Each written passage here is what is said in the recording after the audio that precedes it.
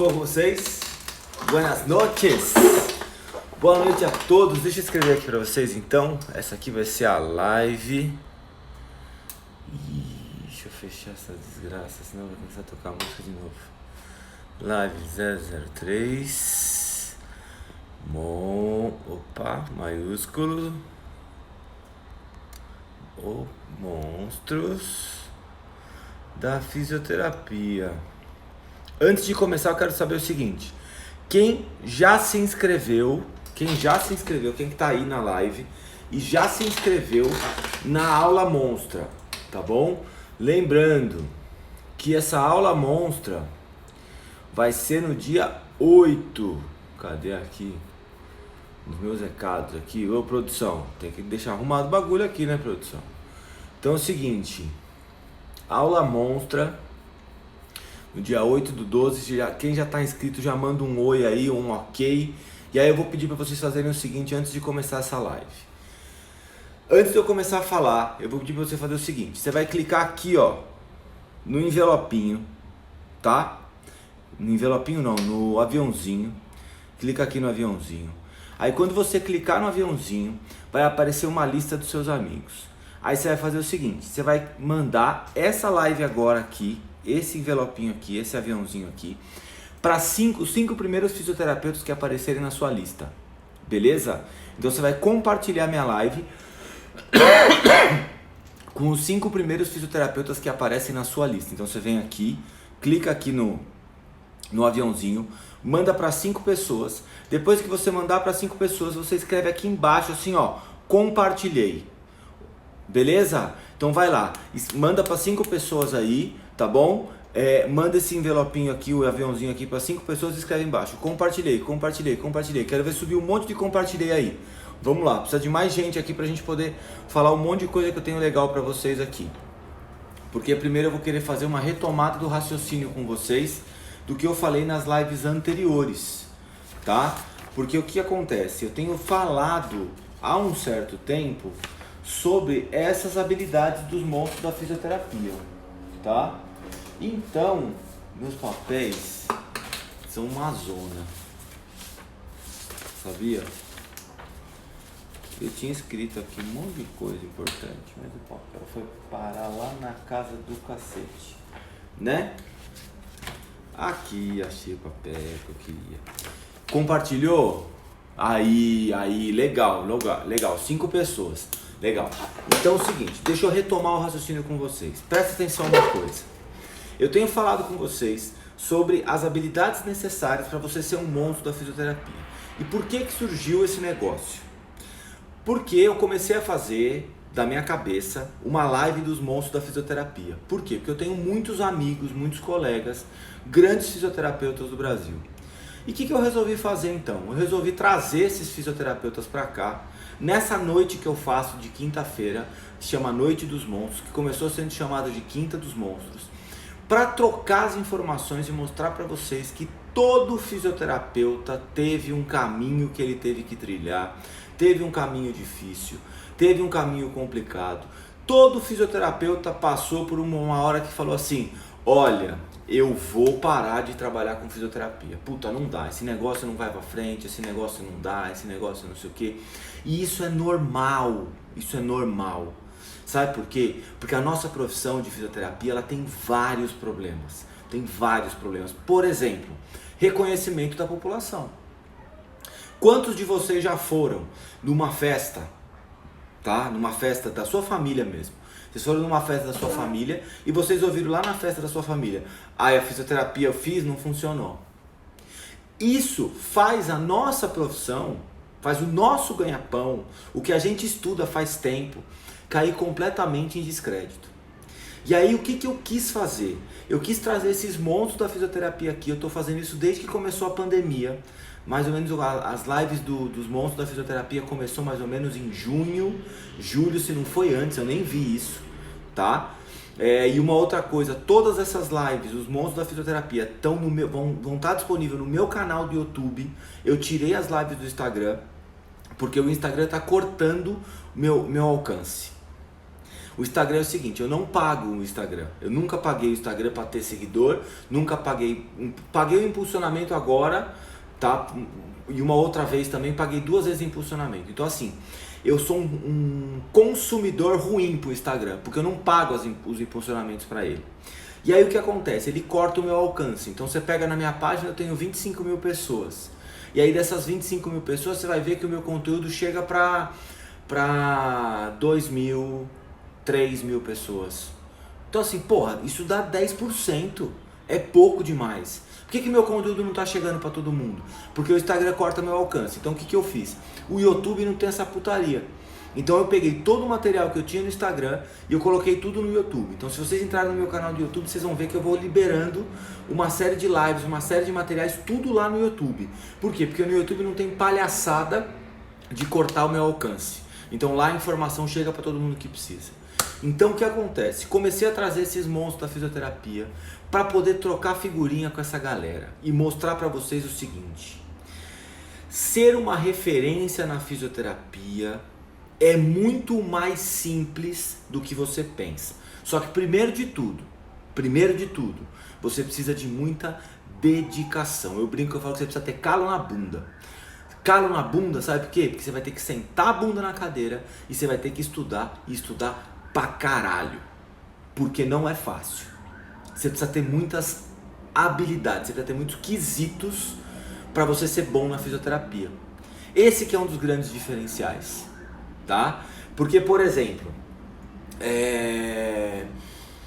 para você ser um monstro da fisioterapia, você pode perceber que todos os monstros que eu trouxe aqui, todos eles, a maior parte não, mas 100% deles, eles têm horas e horas e horas de dedicação.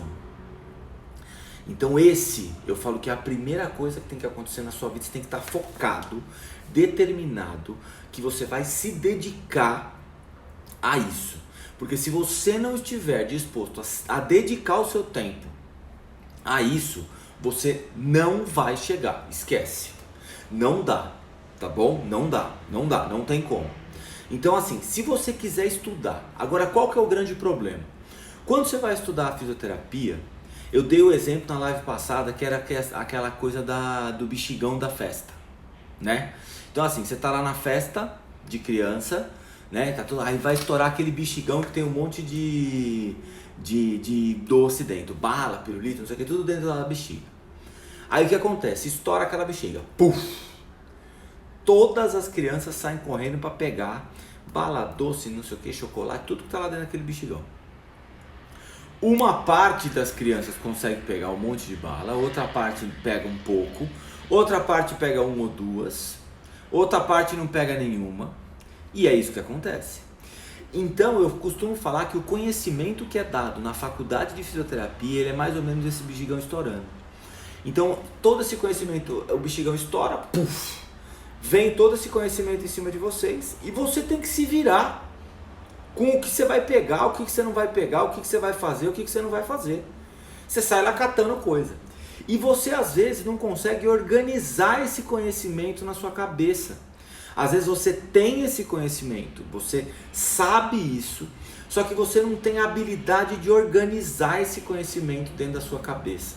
E quando você não consegue organizar as coisas dentro da sua cabeça, isso não é praticável dentro do seu consultório, porque o fisioterapeuta vive de atender pacientes, de resolver problemas dos pacientes. Então se você tem todo esse conhecimento e quando o paciente está na sua frente, você não consegue colocar todo esse conhecimento a favor do seu atendimento, a favor da sua escolha de intervenção, a favor do seu diagnóstico, a favor do seu prognóstico, você está tendo todo aquele conhecimento jogado. E você não sabe o que fazer com aquilo. Então, o que eu dividi? Eu peguei todo esse conhecimento da fisioterapia e eu primeiro me perguntei o seguinte: por que eu não conseguia colocar o conhecimento que eu tinha dentro do meu consultório para benefício do meu paciente? Foi a primeira pergunta que eu me fiz. E aí o que eu percebi? Que toda a anatomia que eu tinha estudado na faculdade, Quando eu comecei a atender mais pacientes, ter uma demanda maior no meu consultório, eu tive que estudar anatomia de novo. Todo o conhecimento que eu tinha de fisiologia na faculdade, quando eu comecei a atender mais pacientes no meu consultório, eu fui ler o Guyton de novo, fui ler o Capandi de novo. Então o que acontece? Quando você tem o conhecimento, e se você olhar a live anterior, eu fiz até aquela analogia com aquela professora minha que fez aquele exemplo prático. Então assim, se você colocar esse conhecimento na prática, você consegue fixar melhor o conteúdo. E tem uma outra coisa, se você conseguir debater esse conteúdo com os seus pares, você consegue fixar com mais facilidade. Então, pensando nessas duas coisas, o que eu fiz? Eu dividi o conhecimento básico para ser um monstro da fisioterapia em 5 grandes habilidades. 5 grandes quesitos, né? 5 grandes grupos de conhecimento, né? O primeiro deles são os conhecimentos básicos que eu chamei. Então assim, quais são os conhecimentos básicos que o fisioterapeuta tem que ter? O fisioterapeuta tem que conhecer minimamente biologia. Ele tem que conhecer anatomia. Ele tem que conhecer histologia. Ele tem que conhecer anatomia. Ele tem que conhecer fisiologia articular. E ele tem que conhecer fisiologia metabólica. Então, conhecimentos básicos você tem que ter. Sabe qual é o problema do conhecimento básico? Quando você teve conhecimento básico, por exemplo, eu tive um excelente professor de anatomia, só que ele era dentista. Ele não sabia utilizar exemplos práticos de fisioterapia pra gente. Então a gente aprendeu uma anatomia completamente teórica e zero prática. Viu o problema? Quando eu fui ter fisiologia, eu tive fisiologia metabólica, com um cara que era médico. O que acontece? Ele sabia brilhantemente a fisiologia, não duvido do conhecimento dele. Para quem? Para medicina. Então, às vezes, a gente precisa pegar esse conhecimento básico que a gente teve e esse conhecimento precisa ser traduzido pelo fisioterapeuta. Um beijo, professor Ronald. Certo? Então, você precisa traduzir a anatomia para o fisioterapeuta, pelo fisioterapeuta e para o fisioterapeuta. Você precisa traduzir o conhecimento de fisiologia para o fisioterapeuta e pelo fisioterapeuta. Então, quando o fisioterapeuta te ensina fisiologia articular, a pegada é outra. Quando o fisioterapeuta, deixa eu botar o meu carregador aqui do celular, senão ele vai desligar. Quando o fisioterapeuta traduz o conhecimento pra gente, ele fica mais acessível. Ai, não pegou, deixa eu virar. Desculpa, gente. Ai. Entendeu? Então a primeira coisa ficou um pouquinho torto. A primeira coisa que a gente precisa é ter esse conhecimento básico traduzido pra gente. Quando esse conhecimento é traduzido, ele fica mais digerível pra gente como fisioterapeuta e muito mais aplicável na nossa prática. Outra habilidade que a gente precisa ter, que eu falei também na live passada mais profundamente, esse conhecimento básico eu também falei na live passada mais profundamente, então quem tá com dúvida, vai lá no YouTube, eu tirei do Instagram, por causa do negócio do alcance que eu falei pra vocês. Então vai lá no YouTube, pega o meu canal do YouTube, entra lá no link na bio, entra no canal do YouTube e assiste a live de novo lá, tá bom? Vai pausando, vai anotando, entendeu? Estuda o que eu falei, de verdade, esse conhecimento foi muito preparado para entregar para vocês. Então assim, estuda e coloca isso no papel e vê se isso te faz sentido, é a parte mais importante, sabe? Então assim, vê se isso que eu tô te falando faz sentido na tua cabeça de alguma forma. Porque se não fizer sentido, eu também não sou a pessoa certa pra você escutar, entendeu? Então assim, escuta o que eu falei, vê se isso está encaixando na sua cabeça de alguma forma. Se isso estiver encaixando na sua cabeça de alguma forma, esse é o ponto, esse é o caminho, a gente pode seguir junto. Agora, se esse conhecimento não está encaixando na sua cabeça de alguma forma, talvez não seja dessa forma que você deva aprender. Isso também é importante a gente saber. tá? Tem gente que vai te ensinar e tem gente que não vai te ensinar, independente do conhecimento que a pessoa tenha, tá bom? Então precisa ver se isso você consegue digerir e encaixar na sua cabeça. Segunda habilidade que eu falei, que é que o fisioterapeuta precisa ter habilidade de comunicação. A gente precisa saber se comunicar com outros fisioterapeutas, com o nosso paciente e com outros profissionais de saúde. Então eu expliquei essa comunicação entre os profissionais, que é muito importante. Eu expliquei essa comunicação com o paciente, que é fundamental para o paciente entender o que você está falando. E eu expliquei essa comunicação com outros profissionais da área da saúde, que também é fundamental. Então prestem atenção na comunicação, nas ferramentas de comunicação que vocês têm. Nós somos comunicadores com o paciente. Se você passa um exercício para o seu paciente e ele não entende como executar, você não se comunicou de forma correta. Se você não se comunicou de forma correta, a sua terapia, a sua terapêutica não vai funcionar como deveria. Certo? Então, por favor, aprenda a se comunicar, tá? E de novo eu vou falar para vocês, você precisa aprender a se comunicar com outros fisioterapeutas. O fisioterapeuta ensina o fisioterapeuta, sabe? É essa o principal que eu tenho para falar para vocês. Um monstro da fisioterapia ensina você a ser um melhor fisioterapeuta. É esse o ponto, tá? E aí eu falei para vocês ainda. Agora eu vou falar para vocês da live de hoje. Então de novo vou pedir para vocês assim. Clica no aviãozinho. Pega os 5 primeiros fisioterapeutas que aparecem na sua lista a partir do tempo da hora que você clicou aqui no aviãozinho. Manda para 5, tá? E escreve aí embaixo compartilhei. De novo, vai lá, manda, porque agora eu vou entrar no assunto dessa live. Fiz uma retomada para vocês se situarem, quem estava vendo pela primeira vez. Então agora clica lá, manda para 5 e escreve aí compartilhei. Vou começar o assunto dessa live agora. Então situei vocês. Agora eu vou falar para vocês das habilidades técnicas e das habilidades clínicas do fisioterapeuta. Então a gente tem 2 habilidades como fisioterapeuta. Eu tenho habilidade técnica e eu tenho habilidade clínica. Eu vou falar primeiro das habilidades técnicas, certo? As habilidades técnicas, elas são divididas aqui. As habilidades técnicas eu vou dividir em 3 grandes grupos de habilidades, tá? Habilidades técnicas eu vou dividir em recursos de eletro, termo e fototerapia, em terapias manuais, em recursos terapêuticos manuais, e eu vou falar de exercícios, tudo bem? Então você pega as habilidades técnicas que o fisioterapeuta precisa ter, por exemplo, eletro, termo, fototerapia. Eu vou contar um segredo para vocês.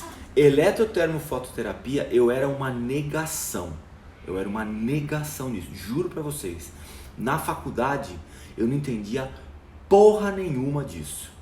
A única coisa que eu sabia fazer direito na faculdade era gelo, mas eu usava o gelo no uísque.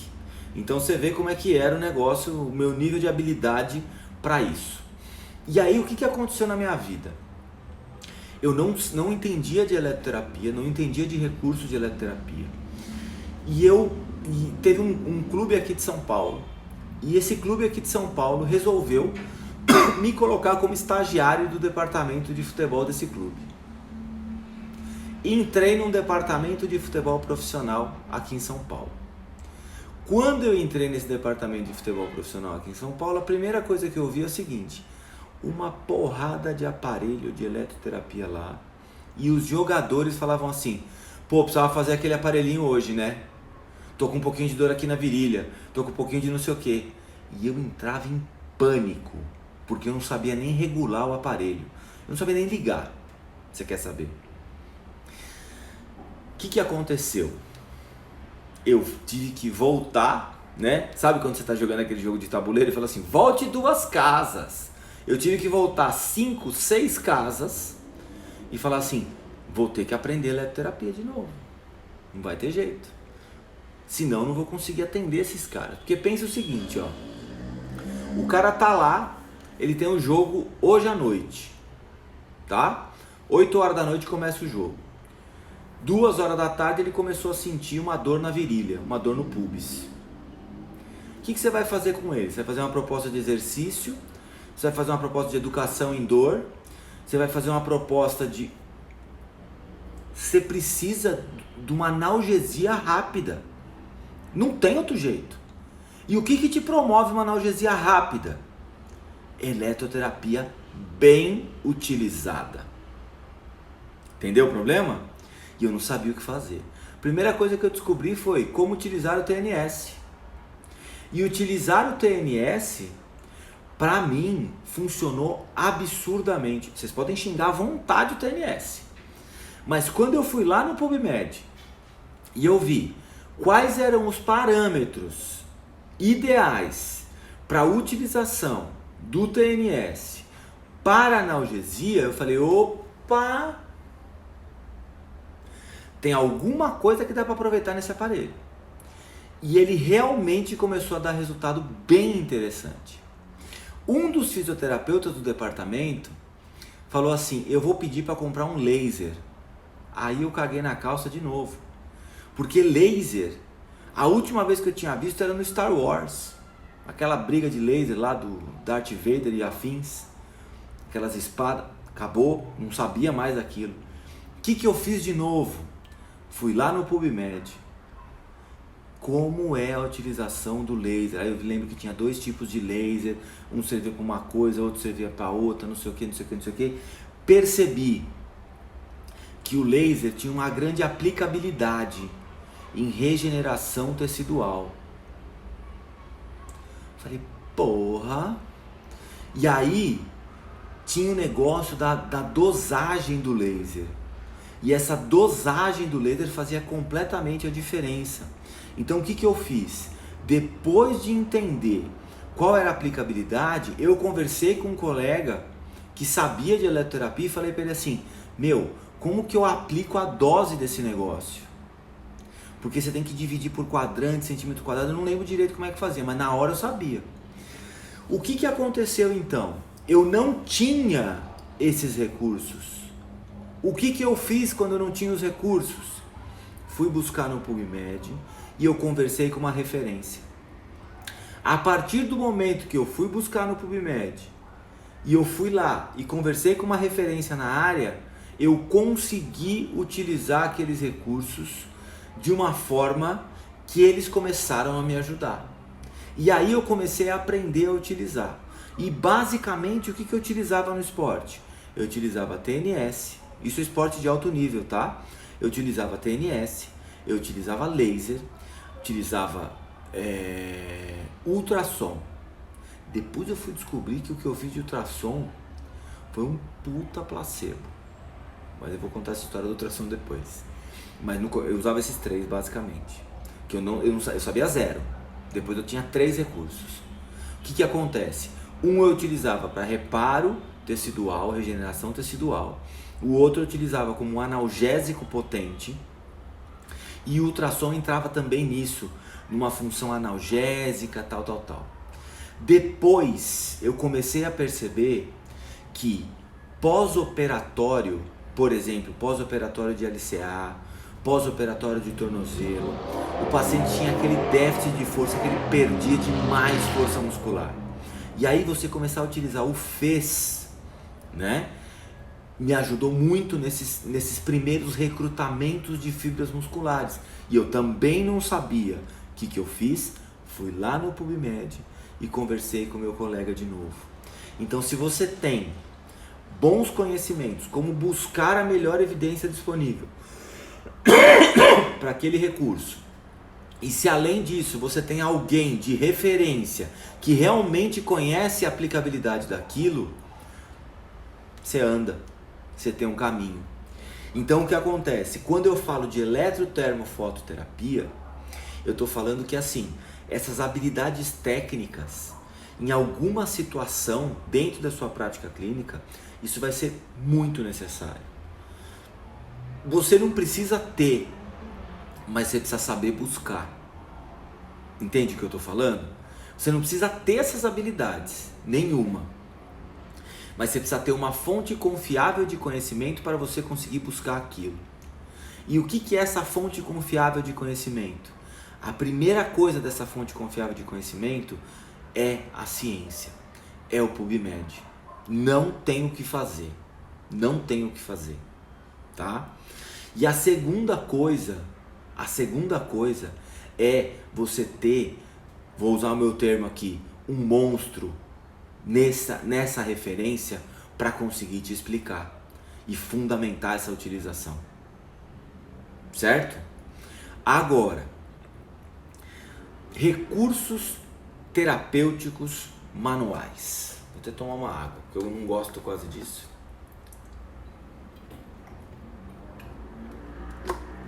Recursos terapêuticos manuais. Quando eu me formei em fisioterapia, um beijo, Randy, monstro. E a Ana Carolina também tá aí. Monstruosos em conhecimento esses dois. Seguinte, recursos terapêuticos manuais. Para que você precisa ter recursos terapêuticos manuais? Presta atenção uma coisa, vamos colocar uma situação aqui. Estamos na final de Wimbledon de tênis. E você é fisioterapeuta de um tenista que está na final de Wimbledon lá. Aí o que acontece? Esse tenista que você atende, ele trava da coluna. 1 hora antes de começar a final. Travou da lombar. Travou. De novo vou perguntar para vocês. O que você vai fazer com esse cara? Educação em dor, né? Vamos entender. Não dá tempo, tem 1 hora para jogar. Segunda coisa, o que você vai fazer? Recursos de eletroterapia.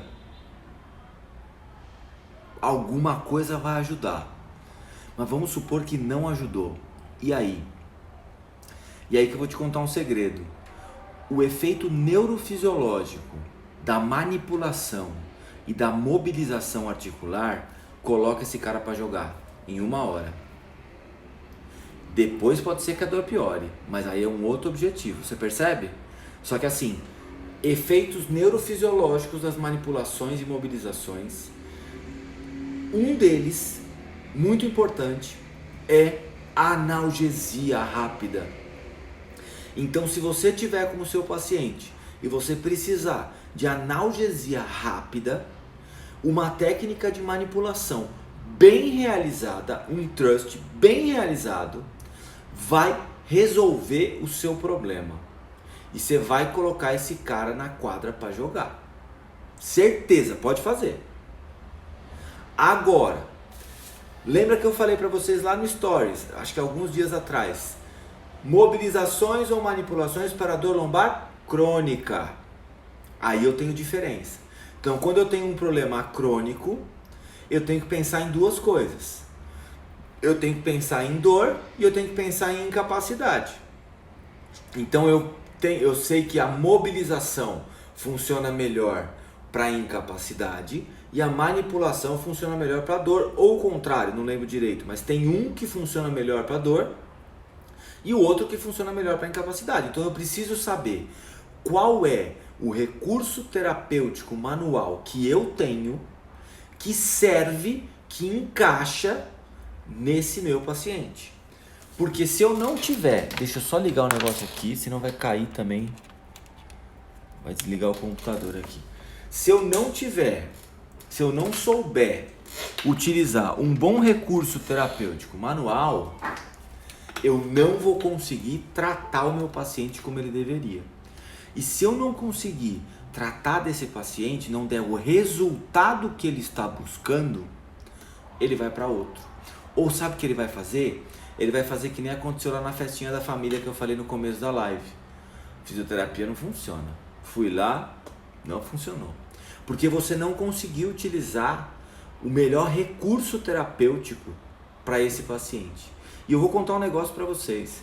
O fisioterapeuta que sabe utilizar bem as mãos para diagnóstico e para tratamento, ele está muito acima dos outros. Um beijo, Mari. Outra monstra de conhecimento aí também. Obrigado pela presença. O que acontece? O fisioterapeuta que não sabe utilizar a mão para fazer diagnóstico e para fazer tratamento, ele está muito atrás dos outros. Só que presta atenção uma coisa, não, tratar com terapia manual, tratar com recursos terapêuticos manuais, não é sair instalando o paciente inteiro ou sair mobilizando o paciente inteiro.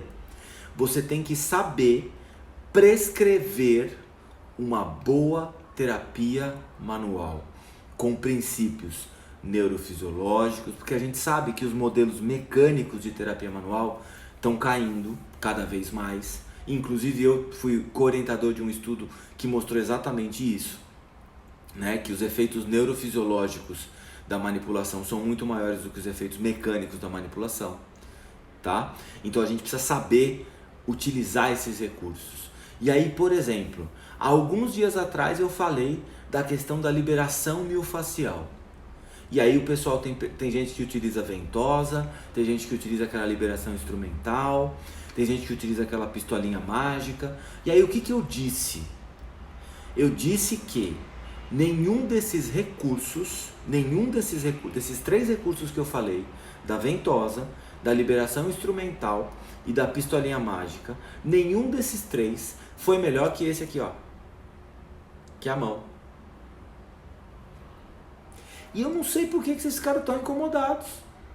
Eu não sei por que vocês ficaram tão bravos comigo, vieram no direct me xingando. Não, porque você não sabe o que você está falando.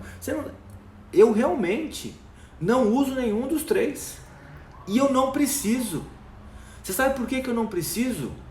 Porque eu estou amparado pela ciência.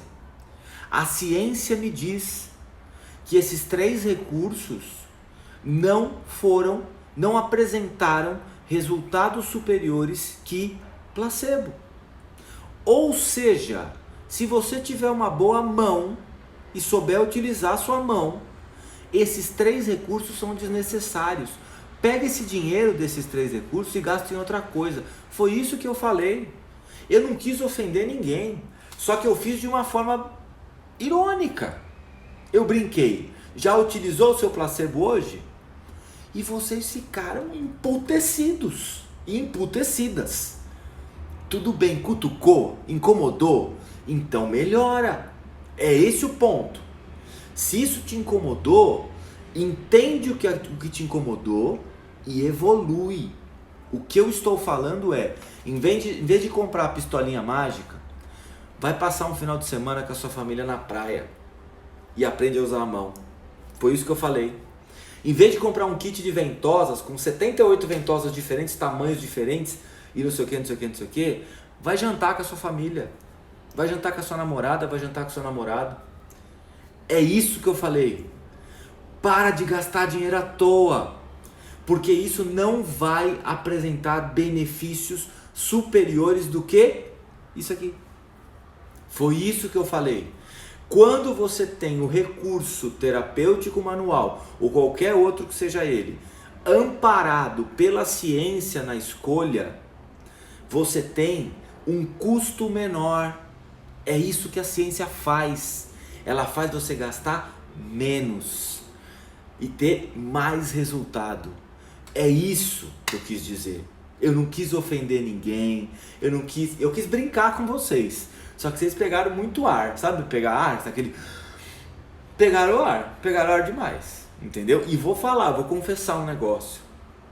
Eu adorei vocês em desespero, me xingando no direct.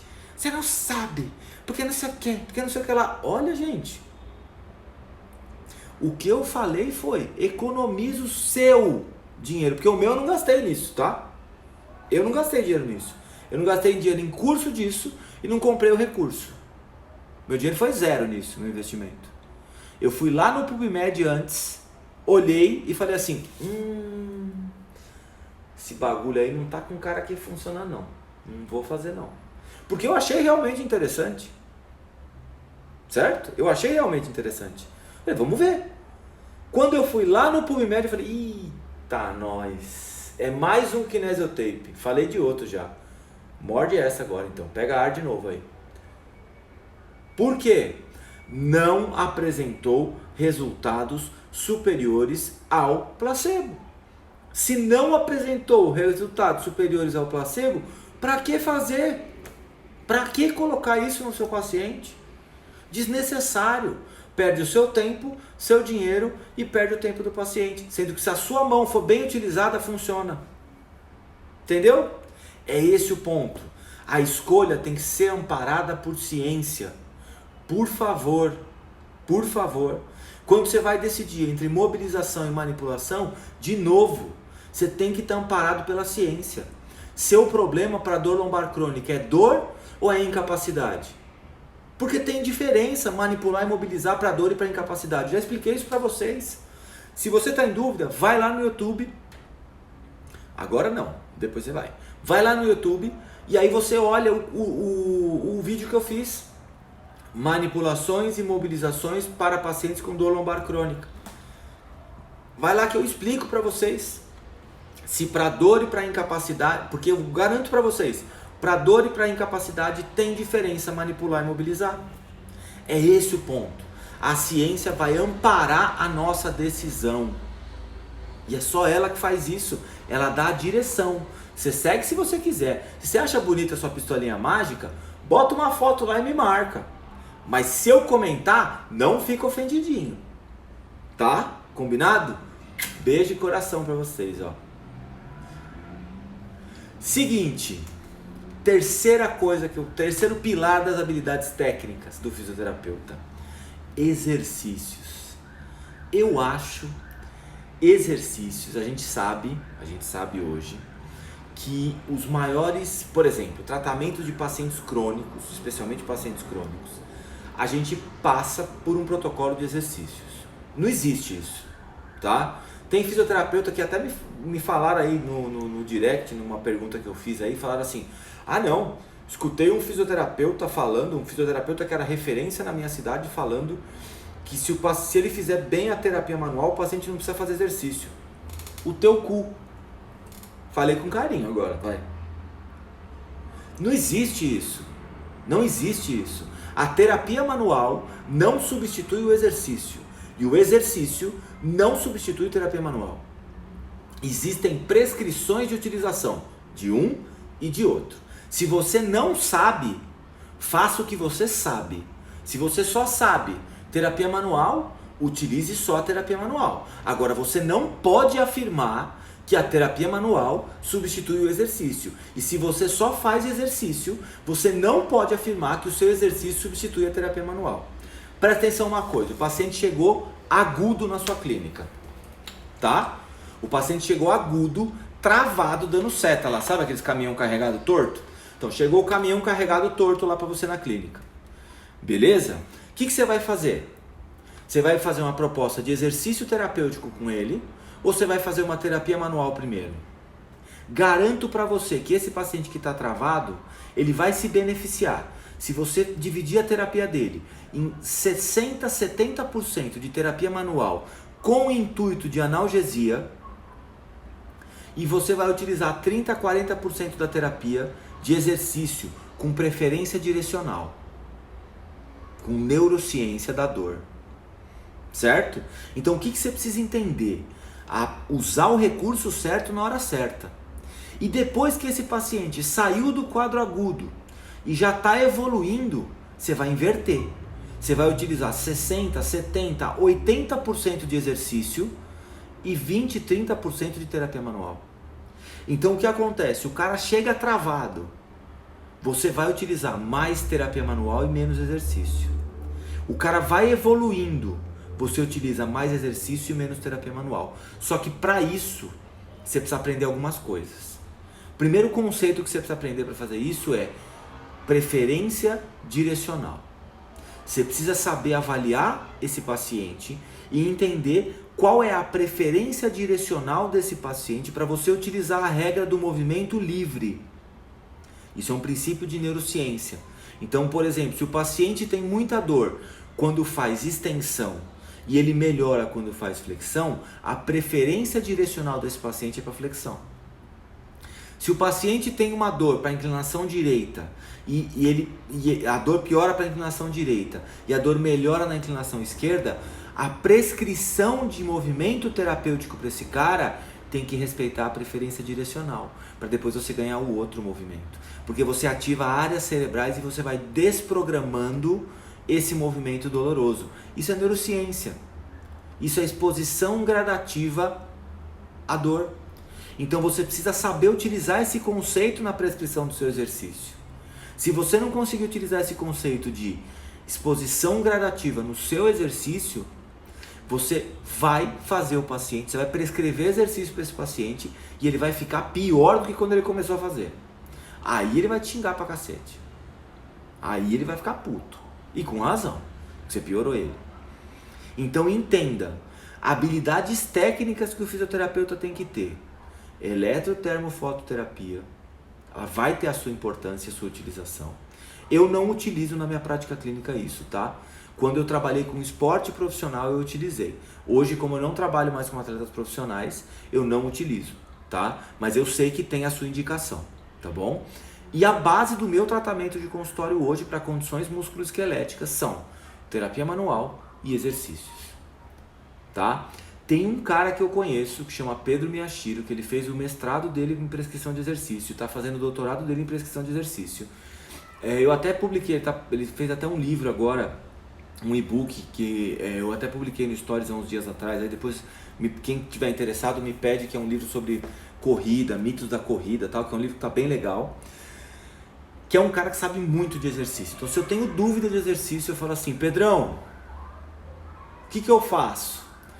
Faz assim, assim, assim e resolve assim, assim, assim. Então, primeira coisa, tenha a ciência ao seu lado e tenha uma referência para você perguntar. E aí a brincadeira que eu faço é o seguinte: tem conversa minha de WhatsApp que tem mais conhecimento científico que curso inteiro de final de semana que eu vejo por aí.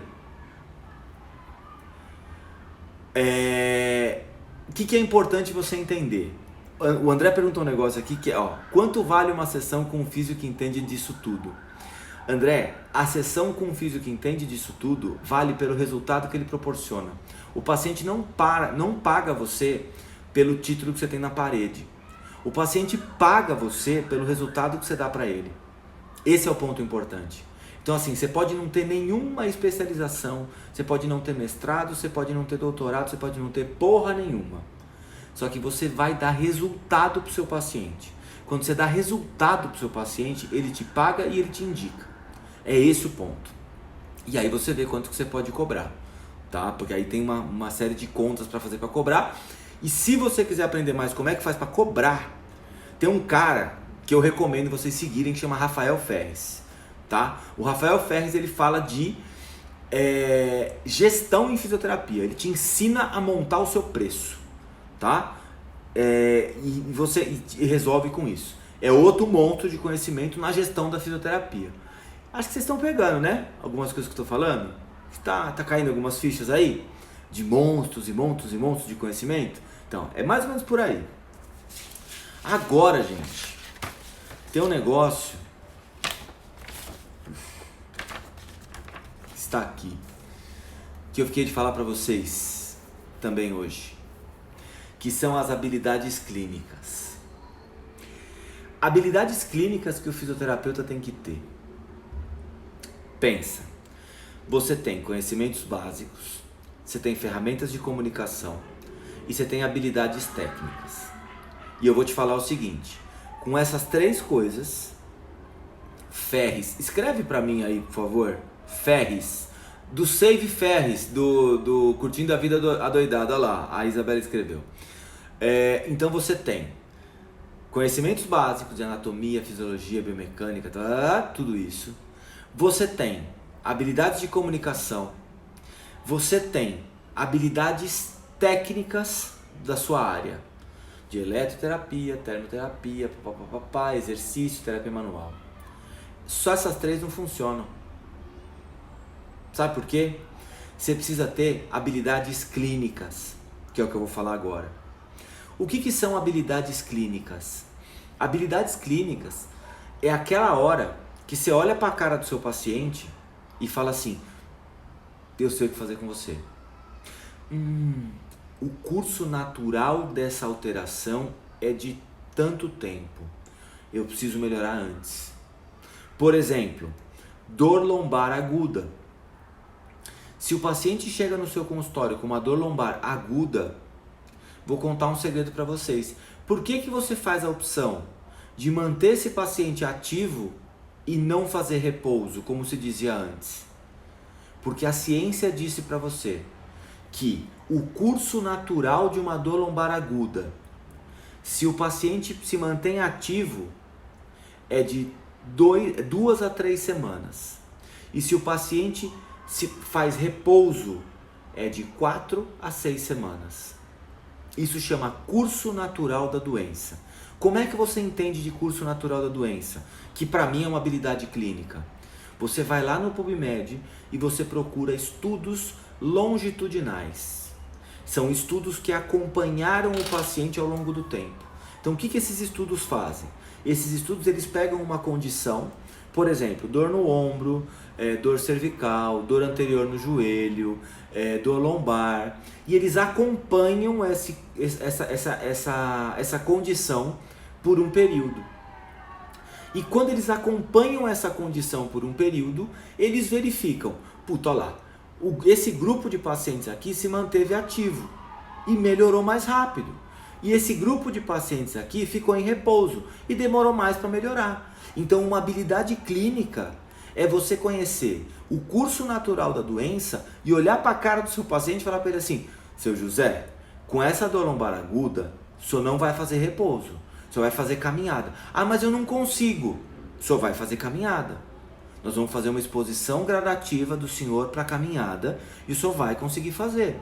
Por quê? A ciência está embaixo do meu braço. Eu tenho segurança no que eu vou prescrever. E a segurança o que me dá é que muitos pacientes já foram observados com essa condição ao longo do tempo. E se muitos pacientes já foram observados com essa condição ao longo do tempo, me dá segurança de falar: seu José, o senhor vai fazer caminhada 10 minutos por dia, todos os dias até o senhor voltar aqui. Pô, mas tá doendo muito. Faz a caminhada, porque além de tudo tem o seguinte: atividade física aeróbica de longa duração, a partir de 10 minutos, tem efeitos analgésicos com a liberação de endorfina. Olha que foda. Olha quanto que você ajuda o seu paciente. Só que o que acontece? Você tá indo contra as crenças gerais, porque todo mundo fala assim: dor lombar você tem que fazer repouso. Então o que você tem que ter? Você tem que ter uma boa ferramenta de comunicação, voltamos para a segunda habilidade, para conseguir estabelecer uma aliança terapêutica, que está na segunda habilidade, tendo empatia com o seu paciente, que está na ferramenta de comunicação, para conseguir explicar para ele que essa quarta habilidade clínica, que é o curso natural da doença, funciona assim. E eu tenho segurança disso, seu José. Confia em mim. Nós vamos fazer o senhor melhorar. Percebe? Então, uma grande habilidade clínica é você conhecer o que a gente chama de curso natural da doença, da condição. Então, o curso natural de uma dor no ombro é esse. Seu José, o senhor tem dor no ombro. Nós vamos fazer assim, assim, assim, assim. E vamos cuidar do senhor. Dona Maria, essa dor lombar, ela evolui assim, assim, assim. Então, eu vou fazer isso, isso, isso, a gente vai ganhar assim, assim, assim. Entende a importância de uma habilidade clínica? Só que ela vai passar pela comunicação, porque isso aí você vai ter que trocar uma ideia com o paciente e chegar nisso. Além disso, anamnese. Quem me acompanha sabe, né, que eu tenho uma tutoria em anamnese e vou contar um segredo para vocês agora. Agora, dentro da comunidade dos monstros, vai ter tutoria em anamnese periodicamente. Tá bom? Quem tiver dentro da comunidade dos monstros vai poder fazer a tutoria em anamnese quantas vezes quiser. Tá? Quantas vezes quiser, fazer e refazer, tá? São 4 aulas de tutoria em anamnese, que eu ensino exatamente como coletar esses dados. Então isso é uma habilidade clínica fundamental para o fisioterapeuta, fazer uma boa anamnese amparada, de novo, pela ciência. Então eu vou ensinar isso para vocês várias vezes, quantas vezes vocês quiserem, a gente vai dividir vocês em grupos, a gente vai fazer várias tutorias em anamnese, tá? Então, a anamnese é fundamental, saber perguntar, saber ouvir, colocar o paciente numa condição de não do interrogatório policial, mas de uma conversa com ele, extraindo as informações que você precisa. Isso é fundamental, tá? passa pela ferramenta de comunicação, mas é uma habilidade clínica. Então agora a gente está misturando até duas habilidades, dois poderes, tá? Além disso, prognóstico. Você precisa saber olhar estudos de prognóstico e dar prognóstico para o seu paciente. Porque a pergunta que eu faço para você agora é assim, pensa na sua cabeça e responde. Doutor, eu tenho uma dor lombar. Em quanto tempo eu vou ficar melhor?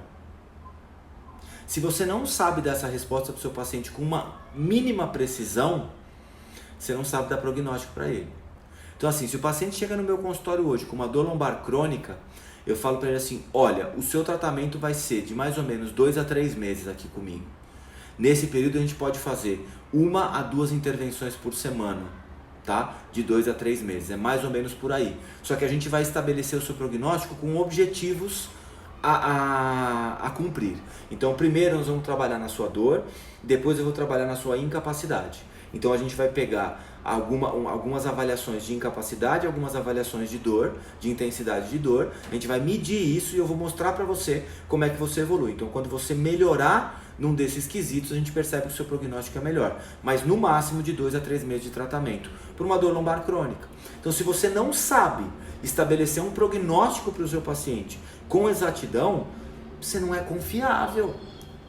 Ou você acha que seu paciente está confortável de fazer 2 anos de fisioterapia no seu consultório. É legal pra caralho, né? Não é, gente. Então o paciente precisa entender que o tratamento fisioterapêutico tem começo, meio e fim. E você precisa dar essa informação para ele. Você precisa mostrar para ele. Olha, o tratamento vai ter esses objetivos em curto, médio e longo prazo. A gente vai cumprindo os objetivos em curto, médio e longo prazo e esse é o seu prognóstico. Quando eu conseguir ganhar isso, você evoluiu. Quando eu conseguir ganhar isso, você evoluiu. Eu preciso estabelecer, preciso ter parâmetros para avaliação. Então eu preciso saber estabelecer um diagnóstico para poder fazer um prognóstico. Então são duas coisas que andam juntas. Além disso, eu preciso conhecer com habilidade clínica diagnóstico diferencial. Porque cada vez mais o fisioterapeuta está se tornando um profissional de primeiro contato. Então a pergunta que eu faço para você agora, aí de novo, para te cutucar de novo, é a seguinte: quais são os sinais de red flags para um paciente com dor lombar? Então, se o seu paciente chega no seu consultório com uma dor lombar, quais são os sinais que ele vai apresentar, os sinais e sintomas que ele vai apresentar que você vai falar assim, porra, isso não é pra mim não. Essa dor lombar não é músculo esquelética não. É de outra coisa. Primeiro de tudo, lembra o clássico? Dor noturna. A dor só aparece à noite. Segunda coisa, perda de peso excessiva. Terceira coisa, histórico de câncer do paciente. Tudo isso é red flag. Então você precisa, com uma habilidade clínica, especialmente agora que o fisioterapeuta está passando para primeiro contato, você precisa saber identificar essas red flags. Você precisa ter habilidade, você precisa ser treinado. Você precisa ser treinado para identificar essas red flags. Se você não for treinado para identificar essas red flags, sempre, constante, porque o que a gente já percebeu? Tem alguns estudos que mostram o seguinte: se você não segue revisando as red flags, você tem tendência a esquecer. Entendeu? Então assim, se você não segue lendo de novo essas red flags, você tem uma tendência a esquecer. Então, isso para qualquer profissional, tá? Então eles viram isso em vários estudos que eles fizeram, entrevistando profissionais que eles perceberam. Se você não segue num constante treinamento nisso, você acaba perdendo a habilidade de detectar. Então os mais comuns, que é perda de peso excessiva, dor noturna, não sei o que, você acaba pegando, né? Histórico de trauma recente, sem raio-x, não sei o que. Meu paciente teve um chicote cervical, tá com uma puta limitação de movimento cervical, e você não tem um raio-x. Porra, não vai inventar de fazer terapia manual, né? Então você faz o cara ficar tetraplégico na sua maca, né? Porque vai que ele tem uma fratura de vértebra ali, você não viu. Porque você não tem visão de raio-x, né? Com exceção de alguém aí, se o super-homem estiver me vendo na live, desculpe, não era pra você. Certo? Então assim, entendam. Habilidades clínicas são habilidades de detectar red flags, aonde eu não posso mexer. Eu tenho que derivar esse paciente para algum lugar. Certo? Então eu preciso aprender a identificar isso para poder atuar clinicamente como profissional de primeiro contato. Certo? E agora eu vou falar para vocês do último poder que você tem que ter para ser um monstro da fisioterapia, que é conhecimento de ciência. Se você não tiver conhecimento científico mínimo para conseguir amparar o que você faz, a chance de você fazer bosta sabendo os outros 4 é enorme. Enorme. Porque percebe o seguinte: você tem conhecimento básico, você tem boas ferramentas de comunicação, você tem habilidades técnicas, você tem habilidades clínicas, só que você não tem ciência em nenhum dos 4. E se você não coloca a ciência para tomar conta dessas 4 habilidades aqui, sabe o que vai acontecer? Você vai fazer a pistolinha mágica, você vai fazer ventosa, você vai fazer kinesiotape, você vai fazer, sabe o que? Osteopatia craniana, achando que você muda a forma do crânio do paciente. Você vai fazer osteopatia craniana achando que você vai abrir o forame jugular. Você vai fazer osteopatia visceral falando que você vai mudar a função hepática do paciente. É isso que você vai fazer. Isso não tem nenhuma comprovação, porque a ciência não está do seu lado. Você vai fazer, sabe o que? Detox hepático. Você vai prescrever detox hepático para o seu paciente. Não, toma suco de couve, faz a porra não sei o que lá, que você vai cagar as pedras da sua vesícula. Cara, não dá. Você vai fazer ozônio terapia, falando que você vai tratar o paciente.